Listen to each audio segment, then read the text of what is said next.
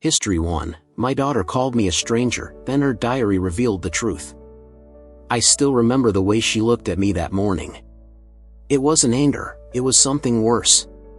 Disappointment. Cold, sharp disappointment that cut deeper than any words could. "Don't call me," she said, her voice shaking. "You don't know me. You never did." And then she walked out. I stood there frozen, holding the cup of coffee I had made for her, watching the door close. The silence in the house after she left was deafening. For hours, I just sat in the kitchen, trying to figure out what I'd done wrong. The truth is, my daughter, Emma, and I had always been close. At least, I thought we were. I was there for every scraped knee, every school play, every heartbreak. Sure, life got busier as she got older, but I never thought the distance between us was that bad. Until that morning. Days turned into weeks. She didn't answer my calls, didn't reply to my messages. Her social media accounts were wiped clean. It was like she had erased me from her life entirely. I kept telling myself she just needed space, that she'd come back when she was ready. But deep down, I was terrified. What if I had failed her in a way I didn't even understand? One night, unable to sleep, I found myself in her room. I don't even know what I was looking for, some kind of clue, maybe, anything to help me understand. Her room still smelled like her perfume. The posters she'd hung up years ago were fading, curling at the edges. Her favorite books were stacked neatly on the shelf, untouched. And then, tucked under her pillow, I found it, a small, blue diary with a cracked leather cover. I hesitated. It felt wrong to open it. Like I'd be crossing a line. But then I thought about her last words to me, "You don't know me." And maybe she was right. The first few pages were harmless. Lists, doodles, little reminders. But as I flipped through, the words started to change. She wrote about feeling invisible, even when I was in the room. She wrote about how hard it was to talk to me because I was always tired, always busy. She wrote about feeling like I loved the idea of her more than the reality of who she was becoming. And then I found the entry that broke me. It was dated 3 weeks before she left. I wish she could see me. Not the version of me she wants, but me, scared, confused, trying to figure out where I belong. I wish she would just ask how I'm really doing, instead of assuming I'm fine. But she won't. She's too busy. So maybe it's better if I just disappear. Maybe she won't even notice. I must have read that page 100 times, my hands shaking so badly I could barely hold the book. How could I not have seen it? How could I have been so blind to her pain? The next morning, I drove to her college. I didn't call ahead, I just went. My heart was pounding the entire way, terrified that she'd refuse to see me. But when she opened the door and saw me standing there, holding her diary in my hands, she didn't slam it in my face. She just stood there, her eyes wide, tears pooling, and whispered, "You read it." I nodded. I did.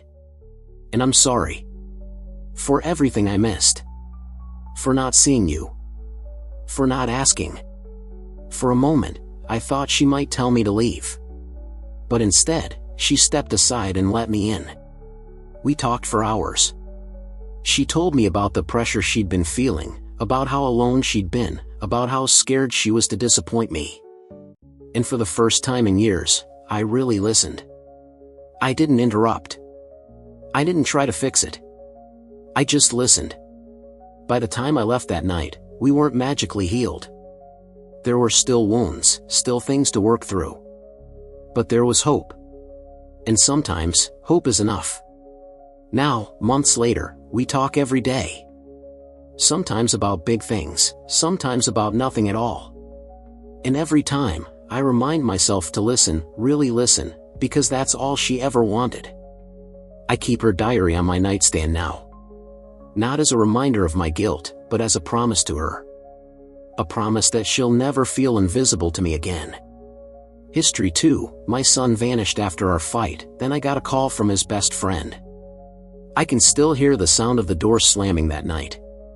It was the kind of sound that stays in your bones, sharp, final, like a warning I didn't understand at the time. We had fought before, sure. But that night was different. It started over something small, as these things always do. He came home late from work, and I made some comment about responsibility, about growing up. He snapped back, and before I knew it, we were shouting over each other. "You don't get it," he yelled, his voice breaking. "You've never understood me." And I, exhausted, frustrated, threw words at him I wish I could take back. I told him he was ungrateful. That I was tired of trying. That maybe he should just figure things out on his own. I didn't mean it. God, I didn't mean it. But he believed I did. He grabbed his jacket, slammed the door, and was gone. I thought he just needed space. He always cooled off after a walk or a drive. But that night, he didn't come back. At first, I tried to convince myself it was fine. He was an adult now. Maybe he stayed with a friend. Maybe he just needed more time. But by the next morning, when his bed was still empty and his phone went straight to voicemail, the panic started to set in. By the second night, I was calling every hospital in the area. By the third, I was filing a missing persons report. Days blurred together after that. Every time the phone rang, my heart stopped, hoping it was him. Every time it wasn't, the weight in my chest grew heavier. Then, a week after he left, my phone rang again. I almost didn't answer. But when I saw the name on the screen, his best friend, Tyler, I picked up so fast my hands were shaking. "Mrs. Carter?" Tyler's voice was quiet, almost scared. It's about Daniel." For a second, I couldn't breathe. "Where is he? Is he okay?" There was a pause, and then Tyler said something that made my knees buckle. "He's safe, but he doesn't want to come home. Not yet." I sank into the chair by the kitchen table, gripping the phone like it was the only thing holding me together. "Why? What did I do? Just tell me where he is, please." Tyler hesitated, then sighed. "He thinks you hate him. He thinks you're ashamed of him." The words hit harder than any punch could. I wanted to scream, to deny it, but I couldn't find my voice. Tyler went on, telling me that Daniel had been struggling for months, with work, with debt, with feeling like he was constantly letting everyone down. He hadn't told me any of it because he didn't want to burden me. "He's staying with me for now," Tyler said. He's not ready to talk to you yet. But I think he wants to. He just doesn't know how." I don't know how long I sat there after the call ended. Minutes, hours, it all felt the same. The house was so quiet without him, and for the first time in my life, I truly understood what it meant to feel empty. The next morning, I wrote him a letter. I told him everything I should have said that night, that I loved him, that I was proud of him, that nothing he could ever do would make me stop being his mother. I slipped it into an envelope and left it with Tyler.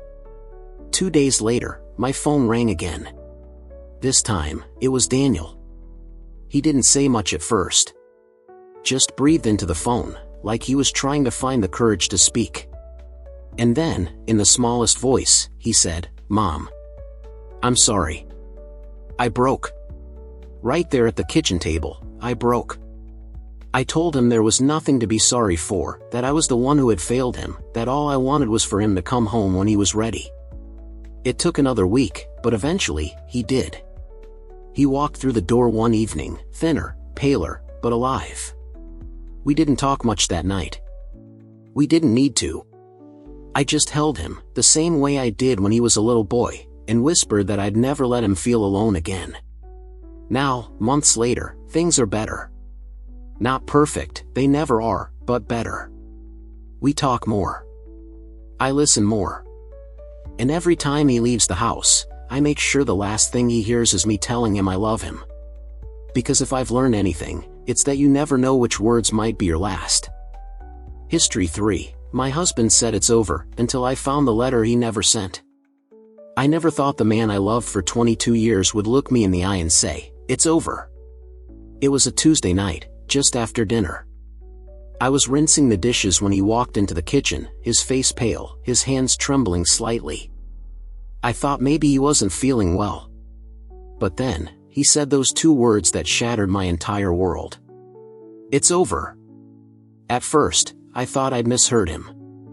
I laughed nervously and asked what he meant. But he didn't smile. He just repeated it, his voice flat this time, almost mechanical. "I can't do this anymore. I'm sorry." The next few minutes are a blur in my memory, me asking questions he wouldn't answer, him packing a small bag, and then the sound of the front door closing as he walked out of our home. Out of my life. I stood in the kitchen for hours, staring at the spot where he had been standing, waiting for my phone to ring, waiting for him to say it was all a mistake. But he didn't call. The days that followed were agony.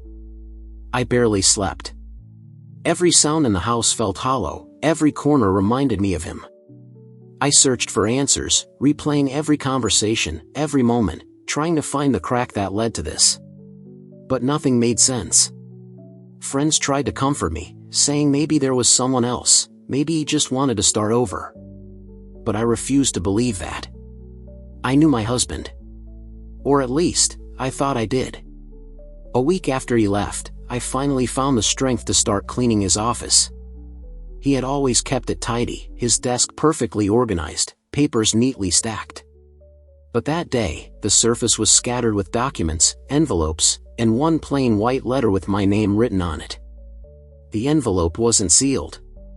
With shaking hands, I unfolded the pages inside. The first line stopped my breath.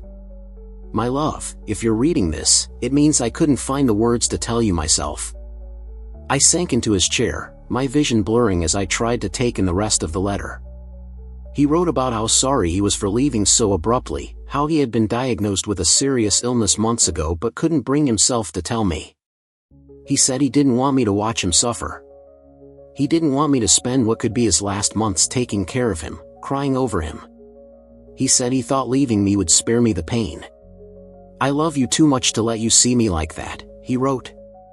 "I wanted you to remember me as the man I was, not the man I'm becoming." By the time I finished reading, I was sobbing so hard I could barely breathe. All the anger, the confusion, the betrayal, it all turned into a different kind of pain. A deeper one. I called him over and over again, but he didn't answer. I texted him, begged him to come home, to let me help, to let me love him through it. Nothing. 2 days later, there was a knock at the door. When I opened it, he was standing there. He looked thinner, weaker, but his eyes, those familiar, kind eyes, were the same. "I didn't want you to find that letter," he said softly. I didn't let him finish. I just wrapped my arms around him and held on, terrified that if I let go, he would disappear again. We cried together in the doorway for what felt like hours. Then, finally, he let me in. He told me everything, the diagnosis, the treatments he had tried to do in secret, the fear that had driven him to push me away. "I thought I was protecting you," he whispered. I told him the truth, that there was nothing in this world that could make me stop loving him, that the only thing that would ever break me was losing him without the chance to fight for him. From that day on, we faced it together. The appointments, the medications, the good days and the terrible ones, we went through them side by side. It wasn't easy. There were nights I cried myself to sleep, mornings when I had to be stronger than I felt. But there were also moments of pure love, quiet mornings with coffee on the porch, evenings watching old movies, laughter in the middle of the chaos. And through it all, we grew closer than we had been in years. Months later, as he sat with me on the porch during one of his better days, he said something I'll never forget. "I thought leaving would make it easier for you to remember the good times. But staying let me make more of them. The road ahead is still uncertain. Some days are better than others. But I know this, whatever time we have left, we'll spend it together." And every night, before I go to bed, I tuck that letter into my nightstand, not as a reminder of the pain, but as proof of the love that has carried us through the darkest of times. History 4, my daughter said she hated me, then I saw the news. The last thing she said to me before slamming the door was, "I hate you. I wish you weren't my mother." It was like being stabbed. Those words echoed in my head long after she stormed out, her car engine fading down the street. We had fought, again. It had started small, it always did. I told her I didn't like the boy she was seeing. He was older, careless, and I didn't trust him. She accused me of never trusting her, of treating her like a child. My voice rose. Hers rose higher. And then, those words. I told myself she just needed space. She was 18, stubborn, full of fire. We'd been through arguments before, and she'd always come home eventually, sometimes angry, sometimes in tears, but always home. But that night, she didn't. Her phone went straight to voicemail when I called. I texted over and over, my words jumping between anger and desperation. We need to talk. Please answer. I love you. Just come home. No response. By morning, panic had fully set in. I drove around town, checking the coffee shop where she liked to study, the park where she used to sit and read, even the house of the boy I didn't like. No one had seen her. By the third day, exhaustion had replaced fear. I sat by the phone, staring at it, waiting for it to ring, convincing myself that she'd walk through the door any minute. That I'd hear her footsteps on the porch, the way I had since she was little. But the door stayed closed. It was the fifth day when I saw her face on the news. I was folding laundry with the TV on in the background, not really paying attention, until I heard her name. I froze, the shirt slipping from my hands. Police are searching for 18-year-old Emily Carter, last seen near Riverside Park. Her school photo filled the screen, the one we'd taken for her college applications. She was smiling, her hair falling over her shoulder, the same way she had every morning before school. I couldn't breathe. The room spun. I called the police station immediately, my voice shaking so badly I could barely form words. They told me they were doing everything they could. That they'd found her car parked near the river. That there were no signs of foul play, but also no signs of where she'd gone. For 2 more days, I lived in a fog. I barely ate. I barely slept. Every time the phone rang, my hands trembled. I checked the door 100 times a night, praying for a shadow on the porch, for a knock, for anything. Then, on the 7th day, just as the sun was setting, my phone rang. Mom? Her voice was small, fragile, but it was hers. I didn't even realize I was crying until I felt the tears running down my face. Emily? Oh my God, where are you? Are you okay? Please come home. There was silence for a moment, and then she said, I didn't mean it. I never hated you. I didn't know how to tell you what was going on. She told me she'd been overwhelmed, with school, with the pressure of growing up, with the boy who had promised her love but only gave her pain. She said she'd felt trapped, ashamed, and she didn't know how to ask for help. So she ran. She'd been staying in a motel 2 towns over, alone, scared, not sure what to do next. I drove to her that night. When I saw her standing in the parking lot, her arms wrapped around herself, I didn't say a word. I just pulled her into my arms and held her, feeling the steady beat of her heart against mine. We drove home in silence, her hand in mine the entire way. The next morning, over coffee, in the soft light of dawn, she told me everything. The fear, the anxiety, the way she'd felt like a stranger in her own skin. She told me she thought I'd be disappointed if I knew the truth. I listened. Really listened. And then I told her the only thing that mattered, that there was nothing in this world she could do to make me stop loving her. It's been months since that night. Some days are good. Some days are harder. We're working through it, one step at a time, together. And every time I hear her footsteps on the porch now, I close my eyes and whisper a quiet thank you, because I know what it feels like to think I might never hear them again. History 5. My son told me I'd never see him again, then I found his old journal. The last words my son said to me were, "You'll never see me again." I can still hear the way his voice cracked when he said it, and the way the front door slammed behind him, echoing through the house like a warning. At first, I told myself it was just another fight, that he'd cool off, come home, and we'd apologize to each other like we always did. But this time was different. It started with an argument about something so small it almost feels ridiculous now. He had dropped out of college without telling me, and I found out from a friend of his. I was furious, but more than that, I was scared that he was throwing his future away. He said I didn't understand him. That I never listened. That I cared more about appearances than about how he felt. And then those words. The hours turned into days, and days into weeks. His room stayed exactly the way he'd left it, bed unmade, clothes on the floor, his favorite jacket hanging by the door. I called his phone every night, hoping to hear his voice, but it always went straight to voicemail. I filed a missing person report, but the police told me there wasn't much they could do since he was over 18 and had left on his own. That didn't stop me from driving to every place I thought he might be, old hangouts, friends' houses, even the small park where he used to ride his bike as a kid. But he was nowhere. 2 months later, when I had almost given up hope, I decided to clean his room. It felt wrong, like I was erasing him, but the silence in that space was suffocating. That's when I found it, a small, black journal shoved into the back of his desk drawer. I hesitated for a long time before opening it. It felt like a violation, like I was crossing a line. But something in me, maybe desperation, maybe guilt, told me I needed to read it. The first pages were from years ago. Little sketches, silly notes, random thoughts.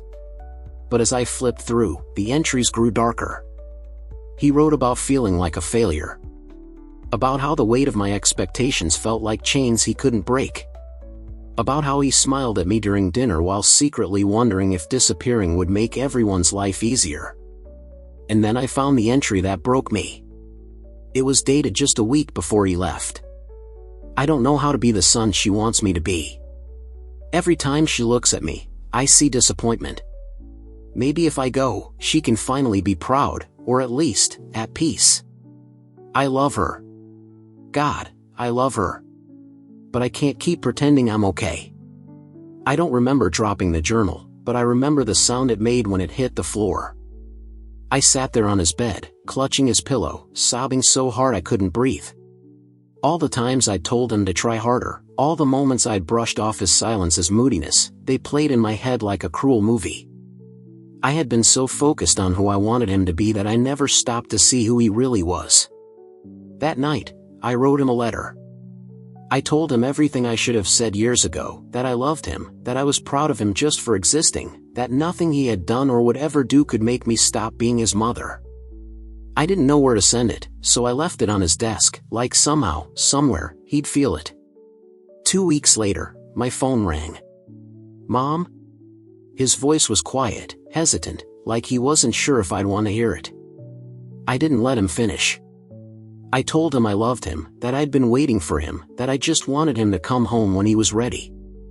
There was a long pause, and then a soft, "I'm sorry. I didn't know if you wanted me back." I told him the truth, that I never stopped wanting him back. He came home the next night. He was thinner, his hair longer, but when I hugged him, he felt like my little boy again. We didn't talk much that night. We didn't need to.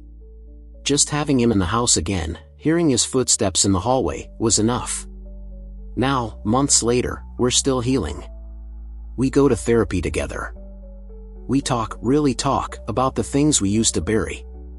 And every night, before he goes to bed, I tell him that I love him. Because if I've learned anything, it's this: love unspoken is love that might never be heard. And I will never let him doubt it again. History 6. My grandson stopped talking to me, until the day he knocked on my door. I raised my grandson, Luke, from the time he was 6.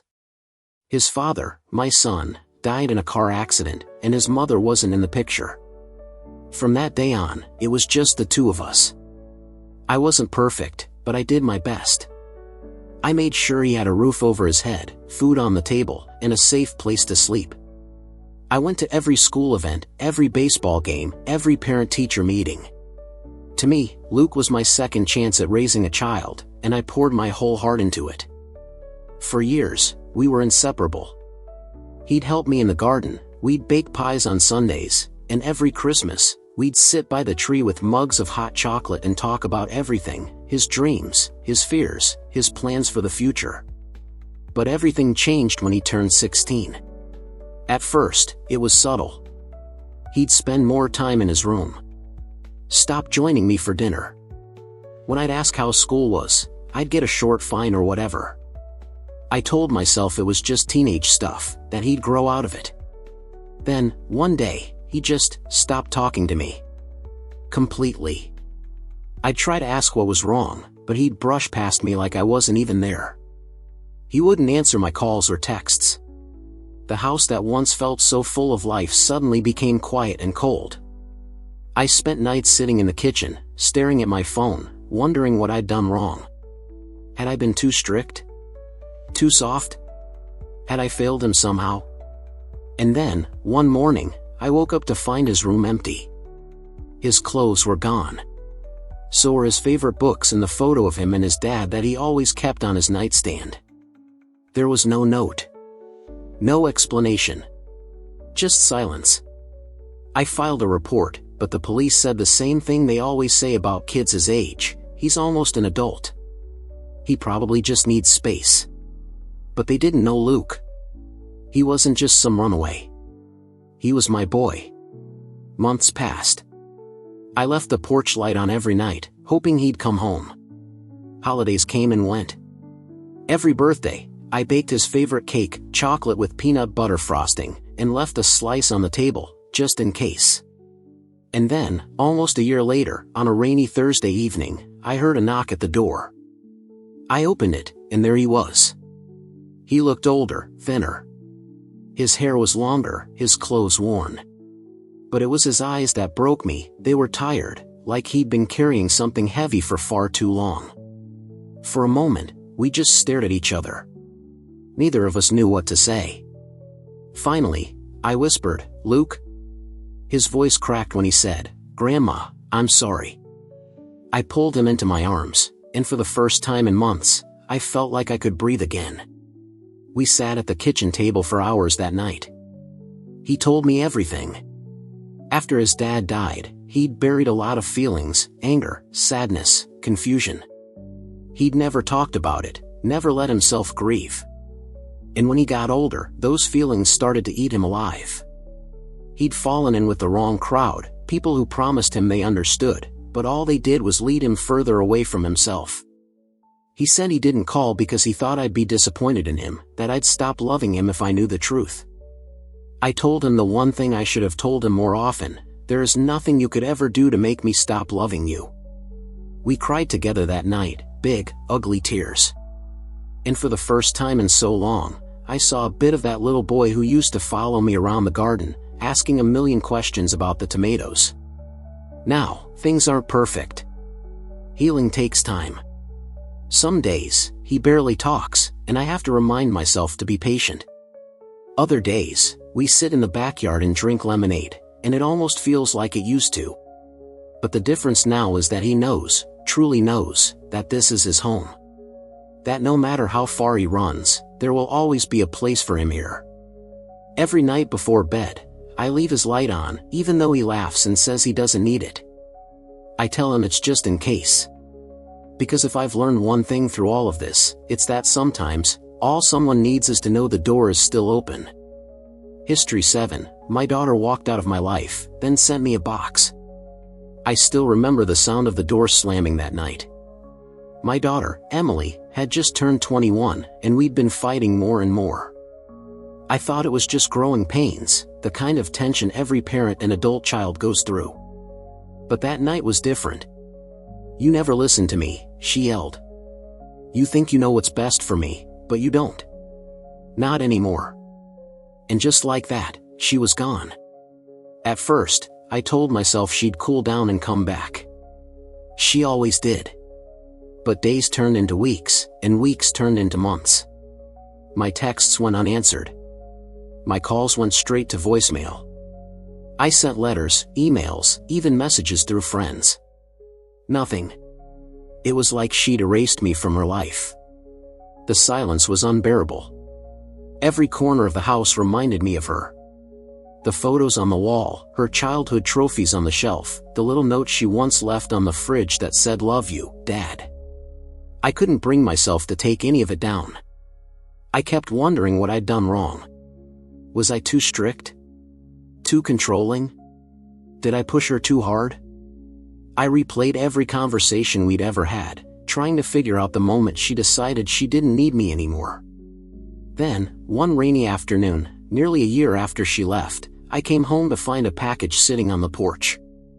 There was no return address, but the handwriting on the label stopped me cold. It was hers. My hands shook as I brought it inside.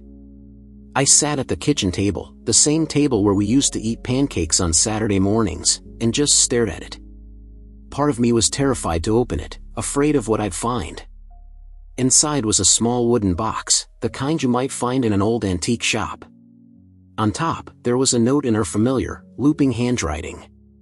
It said, "For when you're ready to understand. Emily." I opened the box and found it filled with pieces of her life, little fragments of the time she'd been away. There was a photo of her standing in front of what looked like a community center, holding a stack of books and smiling. A ticket stub from a bus station in Denver. A bracelet made of woven threads, the kind you make when you don't have much but still want to give something. And at the bottom, folded carefully, was a letter. I unfolded it slowly, my chest tight. Her words were raw, filled with pain and truth. She wrote about how lost she'd felt, how she'd been drowning in expectations, mine, the world's, even her own. She said leaving wasn't about hating me, it was about finding herself. She needed space to figure out who she was without my voice in her ear. But there was something else in that letter, too. Regret. Love. She wrote that no matter how far she went, part of her always wanted to come home. She just didn't know how to face me, not after so much silence. I read that letter over and over until the ink blurred from my tears. That night, I wrote back. I didn't lecture her, didn't ask questions, didn't demand explanations. I just told her what I should have said a long time ago, that I loved her, that I was proud of her, and that my door, and my heart, would always be open. A week later, I got a message. "Hi, Dad. Can we talk?" It wasn't much, but it was enough. The first time we saw each other again, there were no big speeches or dramatic hugs. She just sat across from me at that same kitchen table, her hands wrapped around a cup of coffee, and we talked. About nothing, about everything. I learned that she'd spent those months traveling, volunteering, and trying to make sense of a world that felt too big and too heavy. She learned that I wasn't angry, just scared, scared of losing her, scared of failing her. It's been 2 years since that box arrived. We're still rebuilding, still learning how to be in each other's lives without stepping on old wounds. But now, when she visits, she always leaves her favorite sweater draped over a chair, like she's reminding me she'll be back. Sometimes, I still open that wooden box. I look at the photos, the bracelet, the ticket stubs, and I'm reminded that love isn't about holding on so tightly that someone can't breathe. It's about leaving the door open, even when you're terrified they'll never walk through it again. Emily walked out of my life once. But that box, and the girl brave enough to send it, brought her home. History 8, my son screamed "I'm done," then I found his phone. The last words my son said to me before he walked out were, "I'm done." Not "I need a break." Not "I'm upset." Just those 2 words, sharp and final, thrown at me with more anger than I'd ever heard in his voice. It happened in the kitchen. I don't even remember what started the argument, maybe his grades, maybe the new friends he'd been hanging out with. But I remember the look on his face, a mix of pain and fury. Before I could even process what he'd said, the door slammed, and I was alone, staring at the empty driveway where his car should have been. For 3 days, I didn't hear from him. Not a text, not a call. I tried reaching out, but every attempt went straight to voicemail. At night, I lay awake replaying everything, every conversation, every decision I'd made as a parent, wondering what I'd done to make him feel like leaving was his only option. Then, on the 4th morning, I found his phone. It was in the glove compartment of his old car, the one he'd stopped using when he got his truck. I only checked the car because I'd started to panic, thinking maybe something had happened to him. The phone was dead, but when I charged it, the notifications started lighting up the screen like fireworks. At first, I hesitated. It felt wrong, like I was invading his privacy. But the fear of not knowing where he was, or if he was safe, won out. The messages told a story I wasn't ready to hear. There were texts with his friends that sounded casual on the surface, but between the lines, I could feel his pain. He talked about feeling invisible at home, about how nothing he did ever seemed good enough. He mentioned how he hated pretending everything was fine when, deep down, he felt like he was falling apart. Then there were the photos. Selfies of him at the park late at night, his eyes red like he'd been crying. Screenshots of job listings, like he was trying to prove he could make it on his own. Notes he'd typed but never sent, drafts of messages to me, to his sister, even to himself. But one video stopped me cold. It was shaky, filmed in his room. He looked exhausted, his hair a mess, his voice barely above a whisper. "I don't know what else to do," he said. "I feel like I'm drowning. Maybe if I disappear, everyone will be better off." I couldn't breathe. My hands were shaking so badly I almost dropped the phone. That's when it hit me, he hadn't just been angry. He'd been hurting, and I hadn't seen it. I called everyone I could think of, his friends, his girlfriend, even his old coach. Finally, one of his friends told me where he was, a cheap motel on the edge of town. I drove there faster than I've ever driven in my life. When I knocked on the door, there was no answer at first. But then I heard his voice, quiet, cautious. "Who is it?" "It's me," I said. "It's Dad. Please, just open the door." When the door finally creaked open, my heart broke. He looked smaller somehow, like the weight of the world had been pressing down on him. His eyes were red, his clothes wrinkled, and his hands trembled when he saw me. I didn't yell. I didn't lecture. I just stepped forward and pulled him into a hug. For a long time, neither of us said a word. Eventually, sitting on the edge of that motel bed, he told me everything. About the pressure he felt to succeed. About how every mistake felt like the end of the world. About how he'd been trying so hard to be strong that he didn't know how to ask for help. And I told him the truth, that I didn't need him to be perfect, that I just needed him to be here. That I loved him more than anything, even when I didn't know how to show it. That night, I brought him home. It wasn't a magic fix. There were still arguments, still moments when he shut down. But we started talking, really talking. Therapy followed, slowly at first, then consistently. And for the first time in a long time, I started to see my son smile again. I still keep his old phone in my desk drawer. Sometimes, when I'm having a bad day, I take it out and remind myself how close I came to losing him, and how lucky I am that I didn't. Because now, when he walks into the kitchen, he doesn't scream "I'm done." Now, he says, "Hey, Dad. How was your day?" And every single time, I remind myself not to take that for granted. History 9. My daughter didn't invite me to her wedding, then I got a message from her groom. I always thought my daughter and I were close. Sure, we had our ups and downs, what parent and teenager doesn't? But I never imagined a day would come when she would choose to cut me out of her life. The first time I heard about her engagement was through a distant cousin. "Congratulations," she said on the phone. "You must be so proud." I remember freezing, my mind scrambling to understand what she was talking about. Proud? Proud of what? That night, I checked her social media, and there it was. A photo of her and a man I'd never met, her hand held up to show off the ring, the caption full of excitement and little heart emojis. My heart sank. She hadn't called me. She hadn't even sent a text. I told myself it was just an oversight, that the call would come. But days turned into weeks, and the silence never broke. Then, one morning, a wedding invitation arrived in the mail. My stomach flipped as I tore it open, but my name wasn't on the guest list. It wasn't an invitation. It was just a generic save-the-date card that someone had mistakenly mailed to my address. I can't describe the pain of realizing my only child was about to get married, and I wasn't even supposed to be there. I spent weeks in a haze of confusion and anger. I replayed every moment, every argument we'd ever had, searching for the moment that must have broken us. There had been tension after her mother died. I know I didn't handle my grief perfectly, but I thought we'd moved past that. The day of her wedding, I sat alone in my living room with a bottle of cheap whiskey on the table and my phone in my hand. Every hour that passed felt like a reminder that somewhere out there, my daughter was walking down the aisle, smiling, laughing, living a life I wasn't allowed to be part of. Then, around 10 p.m., my phone buzzed. It was an unknown number. "Hello?" I answered, my voice rough. "Mr. Harris," a man's voice said. There was a pause, and then, "This is Mark. I'm your daughter's husband." For a moment, I thought it was some kind of sick joke.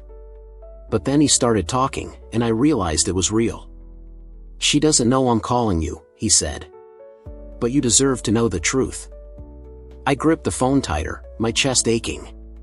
"What truth?" I asked. "She loves you," he said. "But she's scared. She thought you hated her after she moved out. She said you never reached out, and that maybe you didn't want her around anymore." I felt my throat close up. "That's not true," I whispered. "I thought she didn't want me." "She wants you," he said. "She talks about you all the time. I think she just doesn't know how to bridge the gap. But I want her to have her dad back. She needs you more than she realizes." I sat there, stunned, listening to the man who had just married my daughter tell me everything I had needed to hear for years. He told me where they'd be staying for their honeymoon, and before we hung up, he said, "Please, just write her a letter. She'll read it. I promise." That night, for the first time in years, I poured my heart onto paper. I told her I'd never stopped loving her, that I'd thought of her every single day, that I was proud of her, more proud than I could ever say. I apologized for the things I'd done wrong, for the times I'd let my pride get in the way. I mailed the letter the next morning. A week later, I got a text, "Dad, can we talk?" I didn't even finish reading the rest before I grabbed my keys and drove to the cafe where she said she'd be. When I walked in, I barely recognized her at first, older, more confident, with the same spark in her eyes I'd missed for so long. She stood when she saw me, her hands trembling, and for a second, neither of us moved. Then she stepped forward and hugged me like she used to when she was little. We talked for hours. About the wedding, about the years we'd lost, about everything we wished we'd said sooner. She told me she'd been hurt and confused, that she thought my silence meant rejection. I told her my silence had been fear that she didn't want me in her life anymore. By the time we parted, there were tears on both our faces, but there was also something else, hope. We're still healing, still learning how to be in each other's lives again. But now, every Sunday, my phone rings, and it's her voice saying, "Hey, Dad, want to come over for dinner?" I'll never get back the years we lost. I'll never see her wedding photos or hear the vows she said that day. But I've got my daughter back. And that, more than anything, is enough. History 10. My brother said I betrayed him, then the police called. My brother, Daniel, and I used to be inseparable. Growing up, it was always the two of us against the world. We shared everything, our secrets, our dreams, even our mistakes. If anyone had told me back then that one day he'd look me in the eyes and call me a traitor, I would have laughed. But life has a way of tearing even the strongest bonds apart. It all started 2 years ago, when Daniel asked me for money. Not much, just a few $100s to get back on his feet. He'd lost his job, his car was barely running, and he promised to pay me back in a month. I didn't hesitate, I transferred the money that same day. But then the calls for help didn't stop. A couple hundred turned into 1,000, then 2. He always had an excuse, rent was late, his phone was cut off, his car needed repairs again. And each time, I gave him what I could, because that's what family does. Then one day, I found out the truth. My neighbor mentioned seeing Daniel at a bar, handing out cash like it was nothing.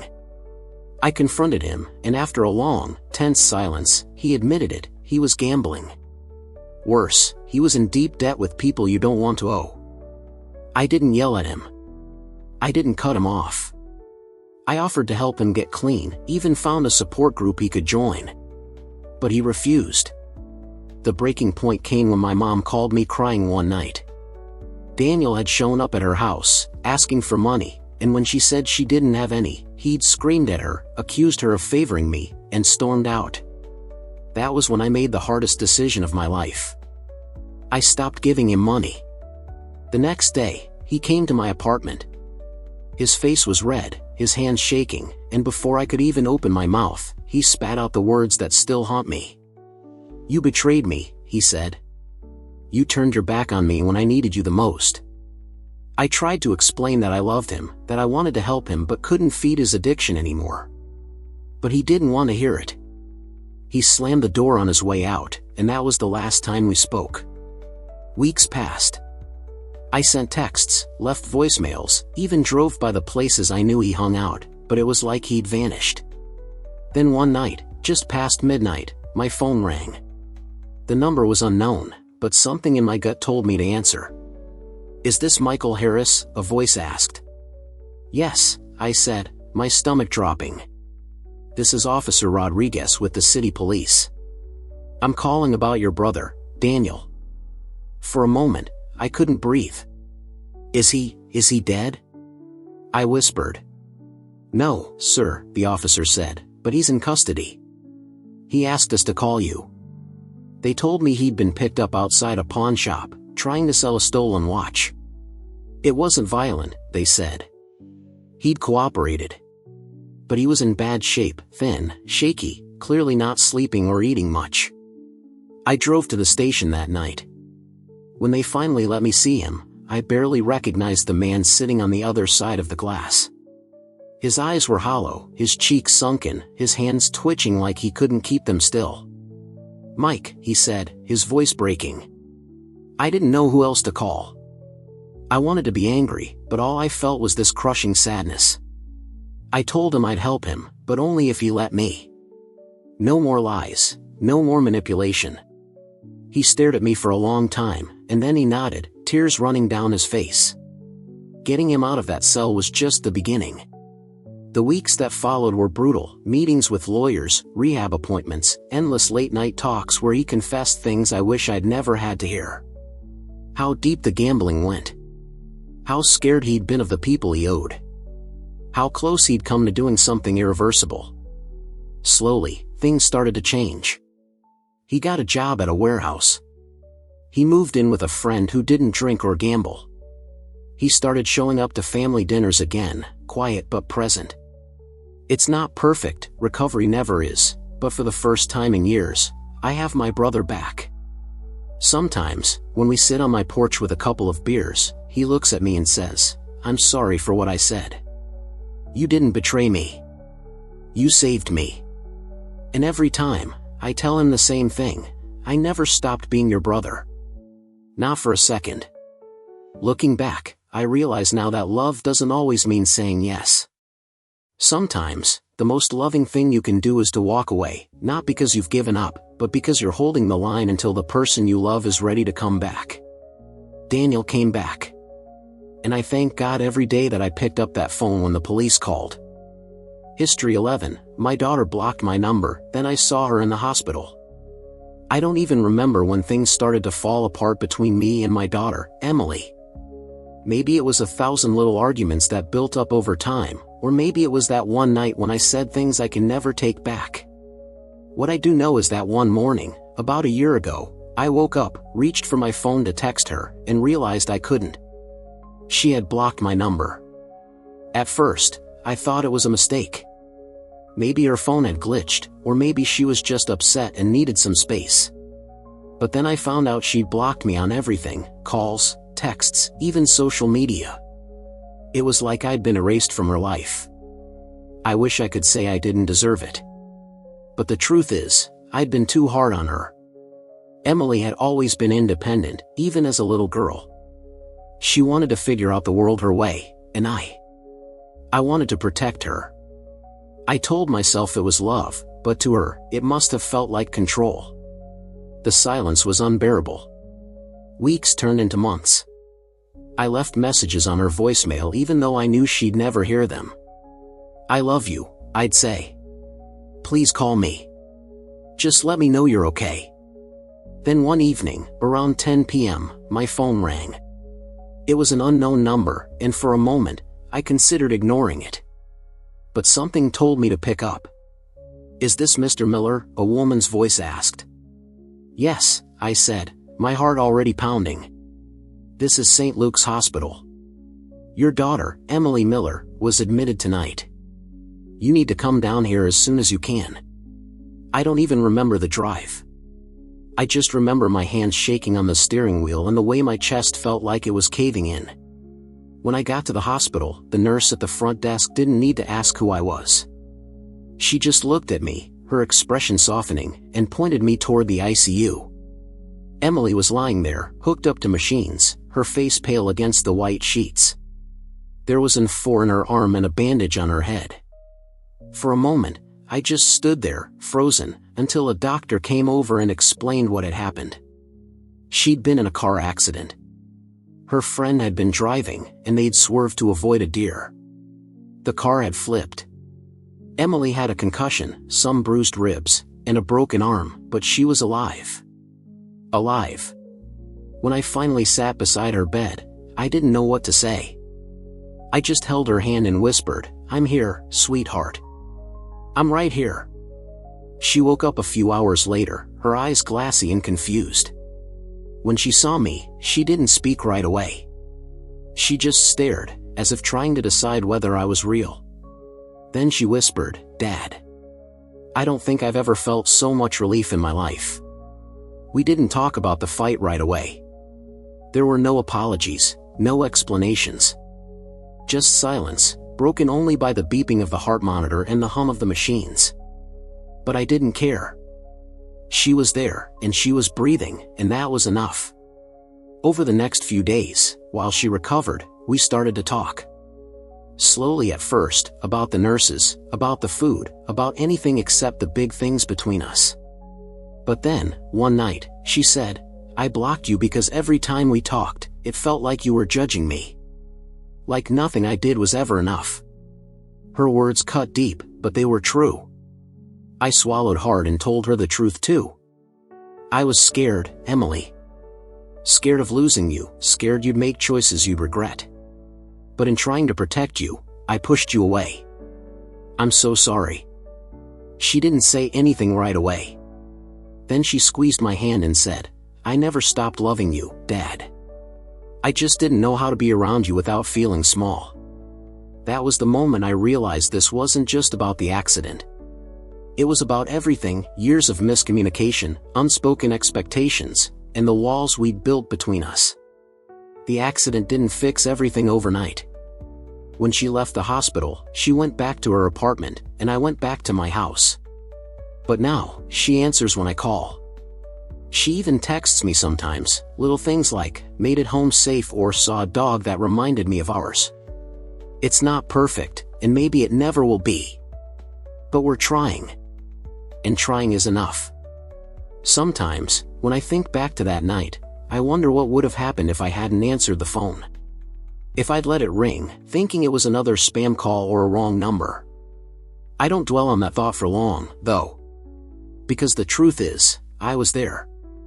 I showed up. And maybe, in some strange way, that was what she needed most, to know that no matter how far she tried to push me away, I'd always find my way back to her. History 12, my son said I'd be sorry, then his best friend told me the secret. I've replayed that night in my head more times than I can count. My son, Jason, standing in the doorway, his jaw tight, his eyes cold in a way I'd never seen before. He didn't yell. He didn't cry. He just looked at me and said, "One day, you're going to be sorry." Then he walked out, slamming the door so hard the picture frames rattled on the wall. I told myself it was just teenage anger. He was 18, stubborn, and convinced that the world had already made up its mind about him. We'd argued about his grades, about his job, about the friends I didn't trust. That night, the fight was about college. I told him that if he wanted my financial help, he had to choose a safer major, something practical. He said I didn't understand him, that I'd never believed in him. And then he was gone. I didn't hear from him for 2 weeks. Every day, I told myself to give him space, that he'd come back when he was ready. But deep down, I felt something was off. There was a heaviness in my chest that wouldn't go away, a whisper telling me I should have chased after him. It was his best friend, Kyle, who finally came to the house. He knocked on the door one Saturday morning, his face pale and his hands shoved deep in his hoodie pockets. "We need to talk," he said. I let him in, and we sat in the kitchen. I remember the hum of the refrigerator being the only sound for a moment before he spoke. "Mr. Thompson," he said quietly, "Jason didn't just leave because of the fight. There's something you need to know." I braced myself, expecting to hear about drugs, or maybe trouble with the law. But what came out of his mouth made my stomach drop. "Jason's been dealing with something bad. 4 months. He didn't want to tell you because he thought you'd be disappointed. He thought you'd see him as weak." I asked him what he meant, my voice shaking. Kyle looked down, his hands twisting together. "He's been getting messages. Online. From some guy. At first, it was just stupid stuff, comments about his music, compliments. But then it got darker. Threats. Photos. The guy said if Jason told anyone, he'd ruin him. He'd post things that would make him a joke at school, that would destroy him." I felt the room tilt, like the floor had been pulled out from under me. My son had been fighting a battle I didn't even know existed. And the worst part? He thought he couldn't come to me. "Where is he, Kyle?" I asked. "Do you know where he is?" Kyle hesitated, then nodded. "There's an old cabin by the lake. It's where we used to hang out in the summer. He's been staying there. He doesn't want to come home because he thinks you hate him." I didn't even grab a coat. I just ran to the car and drove straight to that cabin, my hands gripping the wheel so tight my knuckles turned white. The drive felt endless, every second heavy with fear. When I got there, the door was unlocked. The cabin smelled like damp wood and stale air. And there he was, my son, sitting on the floor, his back against the wall, his phone in his hand. He looked up when I stepped inside, and for a moment, I saw nothing but anger in his eyes. Then I saw something worse, shame. "Dad," he whispered. I wanted to say 1,000 things at once, but the words wouldn't come. So I crossed the room, sat down on the floor beside him, and said the only thing that mattered, "I'm sorry. I should have seen you. I should have been here for you." For a long time, we just sat there in silence. Then, slowly, he started to talk. He told me everything, about the messages, the threats, the fear that had eaten away at him until he didn't recognize himself anymore. He'd been too scared to tell me, convinced I'd be angry or disappointed. I held him while he cried, my heart breaking with every sob. I told him none of this was his fault, that we'd figure it out together, that he wasn't alone anymore. The next few weeks were a blur of police reports, meetings, and therapy sessions. It wasn't easy. Jason struggled to trust me, and I struggled to forgive myself for not seeing the signs. But slowly, things started to change. The messages stopped after the police got involved. The man behind them was caught, charged, and taken off the streets. But the damage he'd done, the scars he'd left, would take longer to heal. One night, months later, Jason sat across from me at the kitchen table. He looked better, tired, but better. "You were right," he said quietly. "About one thing." I frowned. "About what?" "That you'd be sorry," he said, managing a small, sad smile. "I just didn't think you'd fight to make it right." I reached across the table and took his hand. "I'll fight for you every single day, Jason. No matter what. We're not the same as we were before all this happened. There's a weight to our relationship now, a kind of quiet understanding. But there's also a closeness we didn't have before. Sometimes, when I see him laughing with his friends or strumming his guitar in the living room, I think about how close I came to losing him, not to death, but to silence, to the walls he'd built around his pain. I don't take those moments for granted anymore.